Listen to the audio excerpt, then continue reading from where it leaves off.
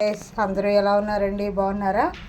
ఇప్పుడైతే ఈ కాలం మామిడికాయలు, మరి మామిడికాయలతో మనం ఆవకాయ పెట్టుకుంటాం. మరి తొక్కుడు పచ్చడి, తురుము పచ్చడి, పెసర ఆవకాయ, మరి నువ్వు ఆవకాయ, ముక్కల పచ్చడి, మరి మాగాయి రకరకాలు పెట్టుకుంటాం. నేనైతే 2 కాయలు కొనుక్కొచ్చారు ఇంట్లో.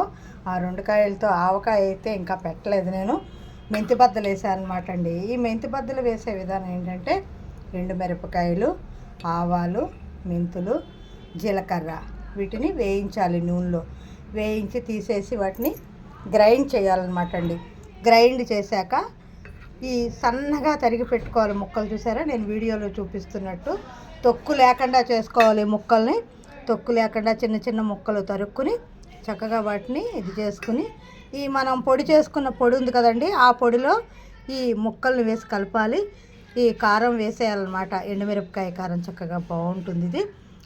తర్వాత ఇంగువ నూనె కొద్దిగా కాచిపోసాను నేను.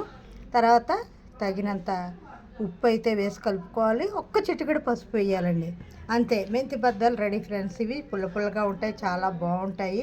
కారం కారంగా కూడా ఉంటుంది, చాలా బాగుంటుంది టేస్టీగా మెంతి బద్దలు అన్నమాట అండి.